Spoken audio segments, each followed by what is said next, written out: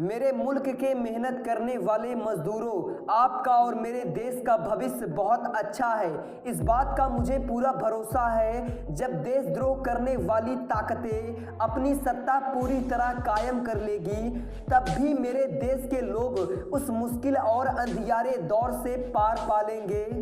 हमें यह कभी नहीं भूलना चाहिए कि देर सवेर वे स्थितियां बदलेंगी ही, जिससे आज़ाद लोग एक बेहतर समाज की रचना के लिए आगे बढ़ेंगे। मजदूर जिंदाबाद, चिले जिंदाबाद और चिले वासी जिंदाबाद। ये सल्वाडोर आयेंदे के आखिरी भाषण हैं। आयेंदे दक्षिण अमेरिका महाद्वीप के एक प्रमुख देश चिले के राष्ट्रपति थे। यह भाषण उन्होंने 11 सितंबर 1973 की सुबह दिया था और उसी दिन फौज ने उनकी सरकार का तख्ता पलट कर दिया। इसी के कुछ ही घंटों बाद ही आयेंदे की हत्या कर दी गई। आयेंदे चिले के सोशलिस्ट पार्टी के संस्थापक थे।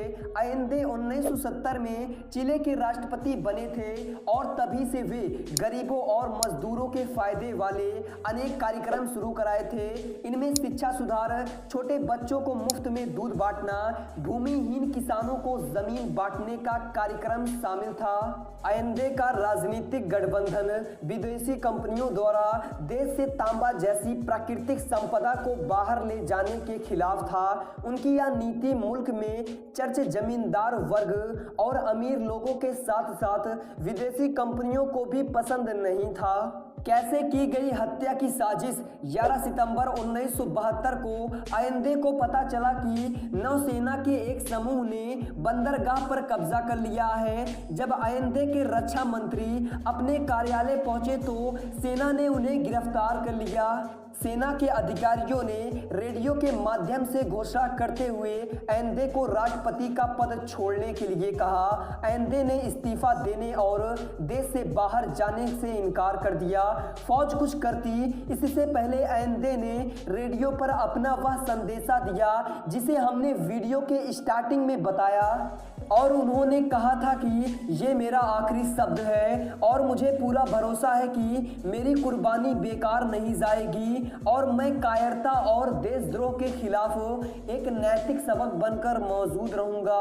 भाषण दे ही रहे थे कि फौज ने राष्ट्रपति निवास को घेर लिया और उस पर बम बरसाने लगे। इस फौजी हमले में राष्ट्रपति आयेंदे की मौत हो गई। अपने आखिरी भाषण में वे कुर्बानी की बात कर ही रहे थे। 11 सितंबर 1973 को चिले में जो हुआ, इसे सैनिक तख्ता पलट कहते हैं।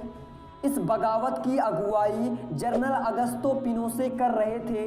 अमेरिका की सरकार भी आयेंदे के शासन से खुश नहीं थी। उसने सैनिक तख्ता पलट करने वालों की गतिविधियों में मदद की और उनके लिए पैसा उपलब्ध कराया। तख्ता पलट के बाद पिनोशे मुल्क के राष्ट्रपति बन गए और उन्होंने अगले 17 वर्ष तक शासन किया। पिनोशे की सरकार आयेंदे के समर्थकों और लोकतंत्र की मांग करने वालों का दमन किया, उनकी हत्या कराई। इनमें चिले के वायुसेना के प्रमुख जनरल अल्बर्टो बैसेले और अनेक फौजी अधिकारी थे जिन्होंने आयेंदे का समर्थन किया था तथा सैनिक तख्ता पलट में शामिल होने से इनकार कर दिया था। सेना ने 3000 से ज्यादा लोगों को मौत के घाट उतार दिया और काफ़ी सारे लोग लापता हो गए। कोई भी नहीं जानता उनके साथ क्या हुआ। जनरल बैसेले, जिन्होंने सैनिक तख्ता पलट का विरोध किया था, उन्हें और उनकी पत्नी और बेटी को भी जेल डालकर काफ़ी प्रताड़ित किया। इंटरेस्टिंग बात यह है कि बैसेले की बेटी जब बड़ी हुई तो यह चिले की राष्ट्रपति बनी। उन्होंने अपना जीवन नफरत को खत्म करने और जनता में प्रेम बढ़ाने के प्रति समर्पित कर दिया। बैसेले और उनकी पत्नी व बेटी को किसने छुड़ाया जेल से, कैसे बनी बैसेली की बेटी चिले की राष्ट्रपति, इसे हम पार्ट बी में समझेंगे। वीडियो इन्फॉर्मेटिव लगा तो ऐसे इन्फॉर्मेटिव वीडियो देखने के लिए वीडियो को लाइक और हमारे चैनल को सब्सक्राइब कर लीजिएगा। मिलते हैं नेक्स्ट वीडियो में। जय हिंद।